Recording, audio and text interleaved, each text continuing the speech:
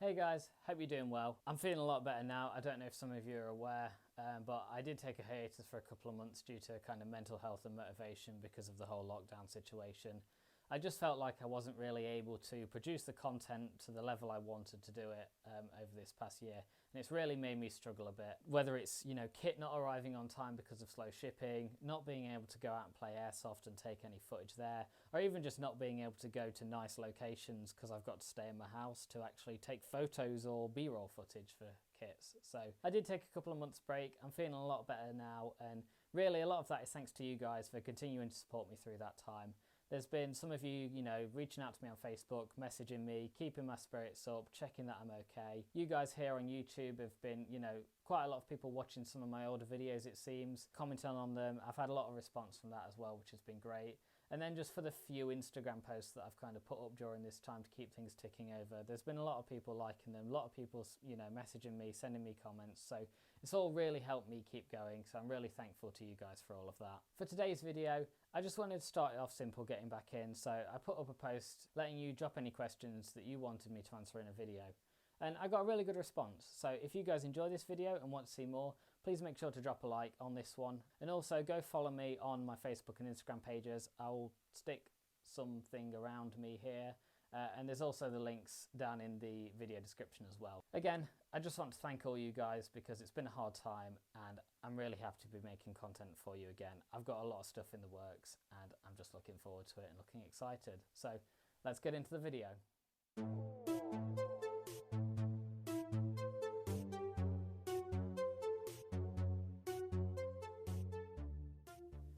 The first question comes from my friend Ewan on Facebook, and he's asked me what is my favourite load-bearing vest of all time. To me there's a pretty obvious answer to this, but I quickly want to go grab it and put it on so I can really show you guys why I love this vest. So without a doubt, my favourite vest of all time is the Splav Tarzan, and specifically the M22 variant that I'm currently wearing, just because I think it has the best pouch layout of any of the variants for Airsoft. This was actually the first vest I ever owned that was Russian, other than, a new gen Smersh, which I got when I was very new, and we won't talk about that. Yeah, this is something I've owned for, I think, nearly 3 years now, actually, and it will probably forever stay in my collection. It's not something I'm planning to part with. It's in my favourite camo. It's quite a rare vest, actually, and it works for a lot of impressions. So with all of that, as well as how well it works for when you're playing Airsoft, it's just the perfect vest to me. Having 8 mag pouches on the front for skirmishers is ideal. For milsims, it's a little bit too much, but you can run kind of 3 empties, 3 fulls, or depending on what the rules are, some will allow you to run up to 8. You can also stick a pistol in one of these pouches if you really want to and use it as a holster. The front chest pouches work really well for M4 size speed loaders, Enola Gay smoke grenades, spare batteries, kill rags. And also the smaller side pouches, you can nicely fit things like radios in those. They're a little bit on the small side when it comes to several airsoft grenades, but I don't tend to use bangs that much personally. So it is more for kind of accessory items, dead rags, little things like that. This is my favourite vest of all time. If you can find a Splav M22, whether it's Les, whether it's a different camo, I think they even still make modern gen ones nowadays that just have a slightly different material weight and they have molly on them rather than Alice. If you're looking for impression stuff for the 2000s, a great just generic Russian vest, or it's your first one and you just want a random bit of kit, these are really good and I just can't shout their praise enough really. So thanks for that question, Ewan.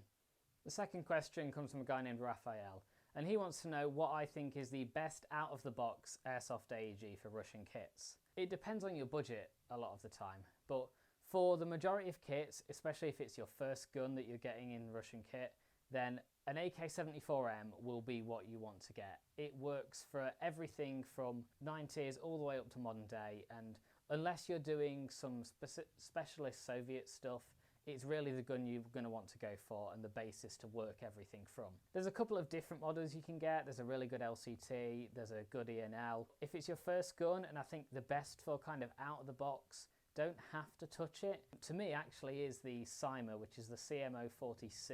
These guns are really great out of the box. They're a good beginner's gun, they run forever, and everyone loves a Cymer. The Cymer guns are really well known for just being reliable and sturdy. If money is no question and it's not your first gun, or you're looking for something a little bit different to an AK, I would really say the STO AS Val by 9x39 STO.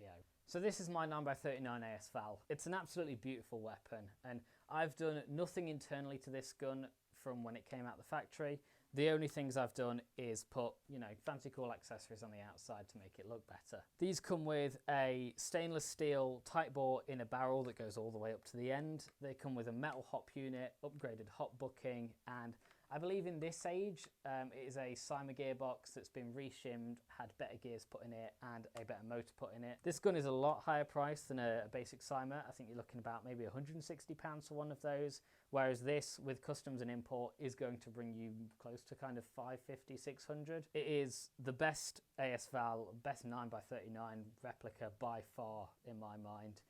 The NPO is good, there's the new Cymer I've seen, there's I think KY, G&G, there's the LCT ones, but all of those have issues either with the dust cover height, the finish of it, the dimensions not being right, whereas this one is the closest as possible, as far as I can see, to the real thing. It fits sight and optics correctly as it should. It's also compatible with the LCT magazines, which is the biggest thing to me, because the NPO is a similar price, but it has proprietary magazines, and a lot of these other brands have proprietary magazines. The STO magazines look brilliant, but they don't work that well. The best ones made on the market are the LCT ones. So being able to use those in a gun that is, in all terms in my regard, much better than an LCT is the best thing you can get, and I absolutely love this thing. It's brilliant.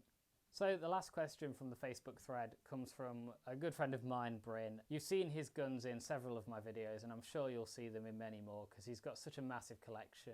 I do just have a tendency to borrow them when I need something extra. He wants to know, if I had to smuggle a grenade into a prison, I'm sure you can imagine where he wants me to put it, which would I pick? A dry RGD5 or a greasy F1? So let me just grab the grenades and we'll have a look, shall we? So I have the grenades here, and at least to me there is a very obvious choice what I would rather have for this. Just looking at this band on the middle of the RGD5, and in general how much, it's not that much, but it's definitely wider in diameter. The F1 is going to be the way to go. All hand grenades are a similar shape, and at least it's not spiky like a real pineapple, eh? If I'm smuggling a hand grenade into a prison, it's an F1.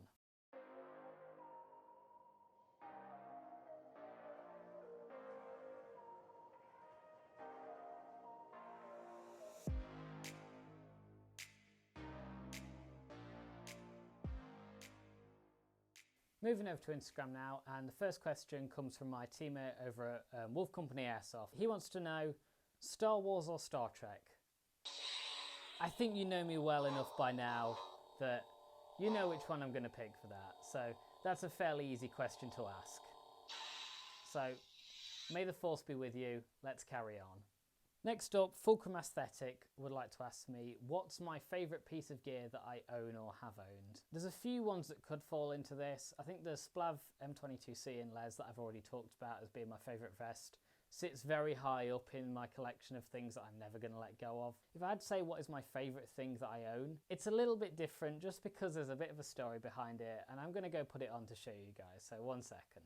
But my favourite piece of gear is this boonie hat. So this is a Kukla or DPM boonie made by SSO, and this is a old gen one, so I think that's white label. Without taking it off, I can't remember. But these are quite hard to come by, and I was looking for quite some time trying to find one of these. I found it on what probably is most people's most avoided website, Depot Military, a eBay page and seller well known for vastly overpricing gear. This was actually up there for a really reasonable price. I think it only cost me about £35, which is the same as a new Arctis beanie that I've just bought. It was a great price. It's a bit of kit that I looked for a very long time, and I'm really happy to have it. So, favourite bit of kit? Maybe it's not what you expected, but it's the SSO Kukla boonie. It's gotta be. Le Crew Airsoft, who are some of my good French friends, have asked me if I had to start again from zero with military collecting and all of this, and I couldn't choose the Russian army, what would I do? To me, the answer would either be the Swedish or the Finnish, just because I really love the camos. The M90 camo line is great, as is the M05 line. And they use some really interesting bits of kit, weapons. I love the RK95 and 97, I think it is, that the Finnish army are using, and their kind of take on an AK rifle. Other than that, if I had to go a little bit more out there, and I know this is very, very difficult to find because I've looked into it, is actually Japanese army stuff, and looking at the JGSDF and the, I think it's Jaitai camo or Japanese Flecton. It's very hard to get hold of. Very hard to, you know, find any of their kit because it's, I think, illegal to export any of it, and they're quite strict with it, unlike the Russians. But I have seen people out there with it. Whether they've picked it up in country, I'm not sure. Swedish, Finnish or Japanese if I had to go down a different route than Russian. Quite a hot topic question maybe from Rusfor Island, asking, do I think there's any kind of gatekeeping in the Russian airsoft community? The answer is yes, really. I see it quite a lot in the Facebook groups. I see it a lot about on Reddit and stuff. The people that are into Russian kit tend to be, you know, for the most part from my experience, very into doing every detail and doing every detail right, which is something I also enjoy. I love doing my apprenticeship kits. You know, I do the videos where I go into a great level of detail about getting every little bit of kit right in a loadout. Is that the only way to do Russian gear in my mind? No, it's not at all. I started out with a Smersh and a Gorka that was completely random camos that I just like. You can very much do that. I get people who buy stuff from me or who message me on Instagram that are asking for just good kit for airsoft. They want to do something a little different. They run an AK, they want to use stuff that works better with an AK, all the way up to people looking for this specific date and year of manufacture of a vest in a certain material. There's two ends of the spectrum, and all the way along it, I think, is perfectly happy to do whatever you want to do. I think a lot of the issue comes from when people feel like they have to do something based on a real kit.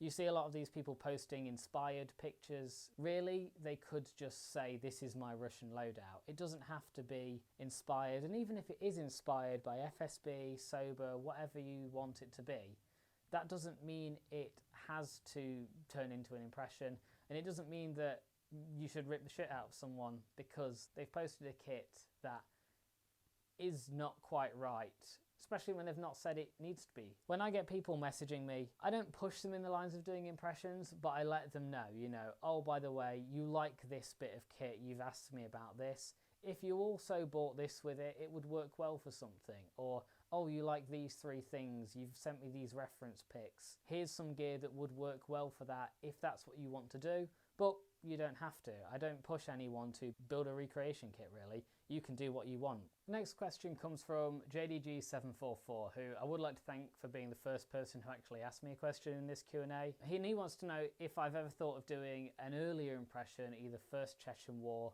or something Soviet-based. The answer is yes. I've thought a couple of times about First Chechen War, but the kit really isn't to my liking. I like the aesthetic of it, but due to my size, vests like the V95, VV1, other things like that just really don't fit on me. And finding size 16B3s and stuff like that to do a more of an MOD, Army Infantry one, they're not that common. Yeah, that era, maybe no, but I do love the kits and I do love the people that do kits of that area. Afghan is, you know, something I have thought of and something I've looked at doing a bit. I would still like to do an Afghan kit at some point, but I really want to put the time and effort and work into getting it right, because I know there's a lot of people that do reenactment about that and a lot of people that really care about that scene, so I want to do it justice, really. Definitely, yeah, it's something that I've thought about and I might do in the future. Draco Tovarich on Instagram would like to know, why haven't I ever done an FSB loadout? Mainly an old school one. It doesn't really interest me as much as the MVD stuff does. They used a lot more of a kind of strict kit limitation. It's very expensive because it was limited to FSB and there wasn't many of them involved in it. To me, it's overdone. There's a lot of people that do FSB kits, whether it's modern day, whether it's stuff in like Syria, Beslan, or even stuff in the 90s with FSB and old tail end years of KGB. It's something that a lot of people do, and I really enjoy doing something a little bit different, showing off bits of kit that people don't normally see. They just interest me more, so why haven't I done FSB? I don't enjoy it. Will I do FSB at some point? Probably not, so unfortunately that's not going to come out of me, but thank you for the question anyway. Shaywon Kazai, and I hope I've pronounced your name right, sorry if I haven't, wants to know, when I'm doing airsoft kits and collecting, Do I prefer to go for the real stuff or replica gear? I always prefer to get real. Body armor vests, you know, Gorkas, suits, whatever you can, get the real stuff of the time. It was made to the quality that they wanted. Doesn't necessarily mean it's the best quality because it depends on contracts and budgeting and stuff, but it's the quality that they were using, it's the gear that was used. It makes you feel most authentic wearing it. I think a lot of the replicas can be lower quality. Stitching and materials have changed because they can't get the original stuff, or they just are skimping out to make it a cheaper alternative. I think there's definitely places where you can go for replicas, mainly helmets. You know, I think the FSB shop replica helmets are a really great line. They're some of the best ones, and they look really great on par next to a real helmet that I've compared them with. They're a fraction of the price. So there's definitely things where, you know, replicas are the way to go, but for most things, for clothes, for vests, if it's still available in your size, in the original material and as they had it, then I see no reason not to get it, because a lot of the time it's cheaper.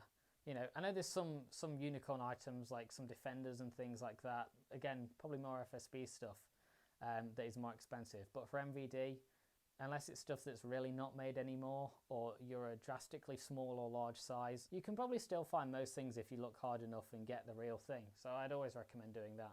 The last question for this video, and to wrap everything up, is from TMST96, and he wants to know, have I thought about doing any more kind of modern sobber loadouts using either ATEX FG or multicam? Yeah, it's something I've considered and something I might be, you know, doing in the future. Not at the minute because there's older kits that I want to do, and I'm currently finishing building off my skirmish kits that are going to be like my standard, which I'll be showing off soon. Multicam isn't really my thing, but I really like ATEX FG.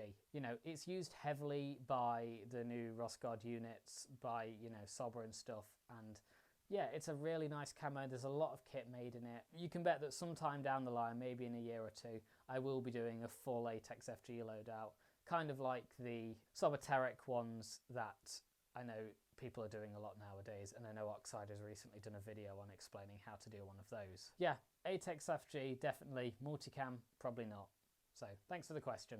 I really hope you've enjoyed this video. I enjoyed making it. It's nice to get, like I say, it's nice to get back into making things again. I've got several videos lined up to come that I'm currently going to be working on over the next few weeks and will be out over the next few months. There's a loadout that I'm very nearly finishing. I've just finished off my Wartech plate carrier that I'm going to be using for my standard CQB setup, so I'll show you guys that soon as well. I've also recently bought myself an Oculus Quest VR headset and got a couple of VR games on that. The main reason why I've got this green screen behind me is because I do plan to do some VR gaming videos, and during those I will be in full Airsoft loadout down in the corner. That's all to come. Please subscribe to the channel, make sure to follow, you know, ring the notification, and please like this video if you've enjoyed it. I'll see you next time. I've been Rusforlife, and yeah, I hope you enjoy things. Have a good day, guys.